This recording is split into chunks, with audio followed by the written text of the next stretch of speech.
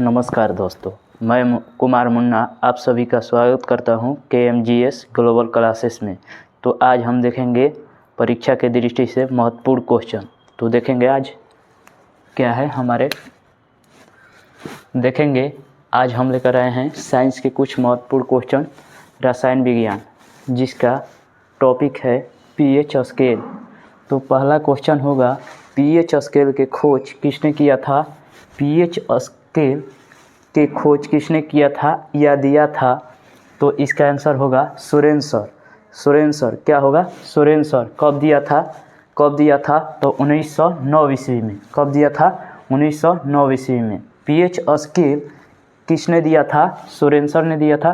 कब दिया था? 1909 ईस्वी में दिया था। अब देखेंगे कुछ पदार्थों का pH मान, यानी किसी पदार्थ में कितना pH मान होता है उसके बारे में हम देखेंगे। तो पहला देखेंगे, पहला नींबू का pH मान कितना होता है? तो 2.2 होता है। नींबू का pH मान कितना होता है?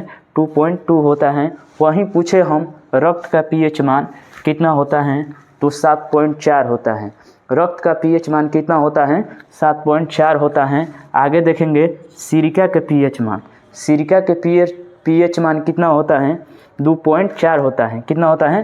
2.4 होता है। आगे देखेंगे शराब का pH मान, यानी शराब का pH मान कितना होता है? 2.8 होता है। कितना होता है? 2.8। आगे देखेंगे मूत्र का pH मान, यानी मूत्र का pH मान, हमारे जो शरीर में मूत्र बनता है उसका pH मान कितना होता है? 6 होता है। कितना होता है? 6 होता है। आगे देखेंगे दूध का pH मान। दूध का pH मान कितना होता है? दूध का pH मान 6.4 होता है। कितना होता है? 6.4 होता है। आगे देखेंगे लार का pH मान। लार का pH मान कितना होता है? 6.5 होता है। कितना होता है? 6.5 होता है। आगे देखेंगे उदासीन जल, यानी उदासीन जल का pH मान कितना होता है? 7 होता है। कितना होता है? 7 होता है। आगे देखेंगे समुद्री जल का pH मान।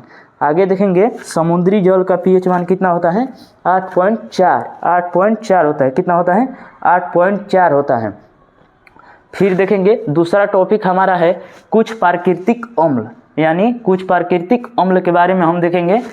तो देखेंगे आज पहला है इमली में कौन सा अम्ल पाया जाता है? तो इसका सही आंसर होगा टार्टरिक अम्ल। कौन सा अम्ल होगा? टार्टरिक अम्ल। देखेंगे हम इमली में कौन सा अम्ल पाया जाता है, तो इसका सही आंसर होगा टार्टरिक अम्ल। आगे देखेंगे अंगूर में कौन सा अम्ल पाया जाता है? अंगूर में कौन सा अम्ल पाया जाता है? तो इसमें भी होगा टार्टरिक अम्ल। इमली और अंगूर में कौन सा अम्ल पाया जाता है? तो इसमें होगा टार्टरिक अम्ल। ठीक है। आगे देखेंगे टमाटर में कौन सा अम्ल पाया जाता है? ठीक है। आगे देखेंगे टमाटर में कौन सा अम्ल पाया जाता है?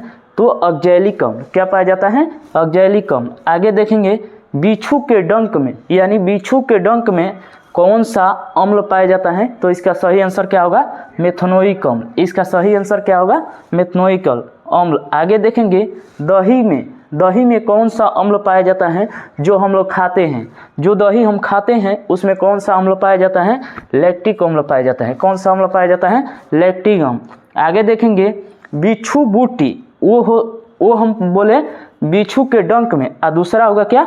बिच्छू बूटी में कौन सा अम्ल पाया जाता है?